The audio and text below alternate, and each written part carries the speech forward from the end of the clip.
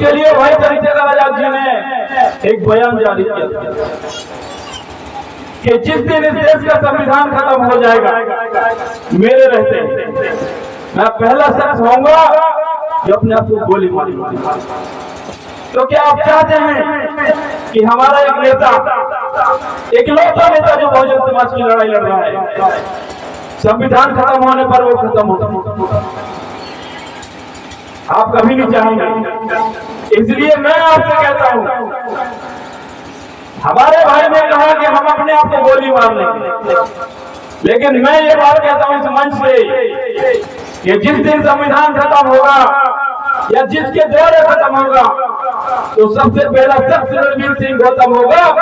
कितनी भी सुरक्षा में होगा उसको गोली मारने में जाऊंगा, चाहे उसके पीछे मुझे अपनी जान की कुर्बानी क्यों न देनी पड़ेगी, मैं उसके लिए भी तैयार हूं। हम अपने नेता को नहीं बनने देंगे और हमारे महापुरुषों ने ऐसा किया भी। हम लोग क्या करते हैं, अपने बच्चों को ताकत नहीं देते, अपने बच्चों को ऊर्जा नहीं देते, अपने बच्चों को हौसला नहीं देते, अपने बच्चों को दबाते हैं। यदि आपका बच्चा पड़ोस में खेलते खेलते किसी ऊंची जाति की व्यक्ति से लड़ाई झगड़ा करके आ जाता है तो आप उसको ही घर में डांटते हैं कि फलाने से लड़ने क्यों गया था, उससे नहीं लड़ना चाहिए, ये बहुत ताकतवर है। और हमारा बच्चा हीर मामला का शिकार हो जाता है और वो लोग क्या सिखाते हैं, क्यों भाई फलाने से लड़ा, चमरा से लड़ा, धोबिया से लड़ा, बसोरा से लड़ा, सुरिया से लड़ा, साले में 4 जूता क्यों नहीं मार गया। वो अपने बच्चों को ताकत सिखाते हैं, आत्मविश्वास देते हैं, ऊर्जा देते हैं और हम अपने बच्चों को दबाते हैं, उनकी ऊर्जा को विकसित नहीं होने देते, उनके माइंड को विकसित नहीं होने देते, उनका कॉन्फिडेंस विकसित नहीं होने देते। तो मैं निवेदन करता हूं कि अपने बच्चों को खुली हवा में सांस लेने देते।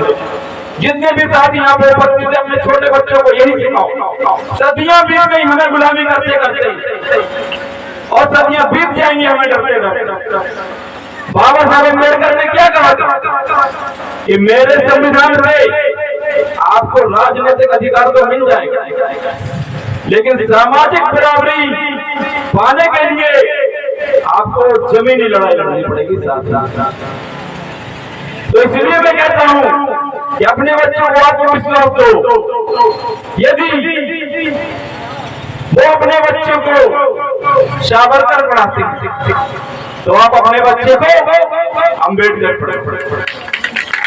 यदि वो अपने बच्चे को गोलवलकर पढ़ाते हैं तो आप अपने बच्चे को भगत सिंह पढ़ाएं। और यदि वो अपने बच्चों को नाथूराम गोडसे से पढ़ाते हैं तो आप अपने बच्चे को शहीद उधम सिंह पढ़ाएं। और यदि वो अपने बच्चे को योगी आदित्यनाथ पढ़ाते हैं तो आप अपने बच्चे को चंद्रशेखर आजाद पढ़ाओ। तभी आपका आत्मविश्वास बढ़ेगा, तभी आपकी ताकत बढ़ेगी। साथियों, हम सदियों से गुलामी सहते आए, हम सदियों से शोषण सहते आए, सदियों से अत्याचार सहते आए। क्या अभी कोई बदलाव हो गया?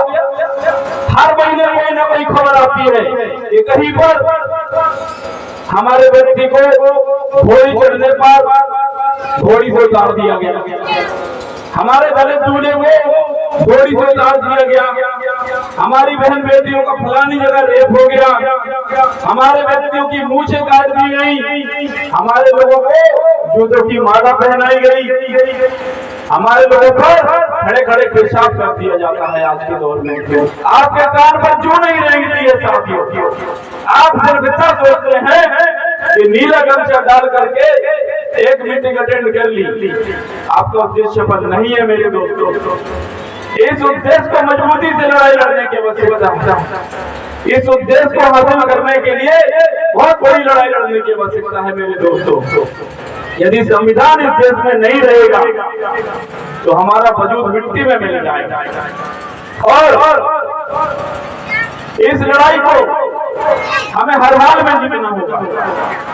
और हम बहुत भरोसे के साथ कहते हैं कि सत्य कभी पराजित नहीं हो, सत्य परेशान हो सकता है, पराजित नहीं हो सकता है। मैं क्यों इस बात को कह रहा हूं? क्योंकि यह विचारधारा की लड़ाई है।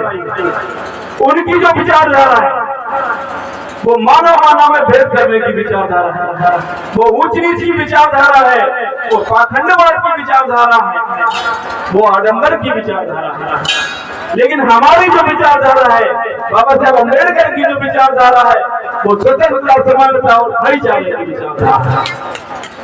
इसलिए हम इस विचारधारा की लड़ाई को अवश्य जीतेंगे। हमें तो गर्व होना चाहिए कि आज 21वीं सदी का भारत, जहां लोग शिक्षा की तरफ अग्रसर हैं, हर प्रैक्टिकली बात को मानते हैं, तो यकीन मानो एक दिन ऐसा भी आएगा जब इस भारत के लोग उस कपोल काल्पनिक पाखंडवादी विचारधारा को छोड़कर अम्बेडकरवादी विचारधारा के मंच पर खड़े हो जाएंगे। हमें सिर्फ जरूरत है ईमानदारी से उस विचारधारा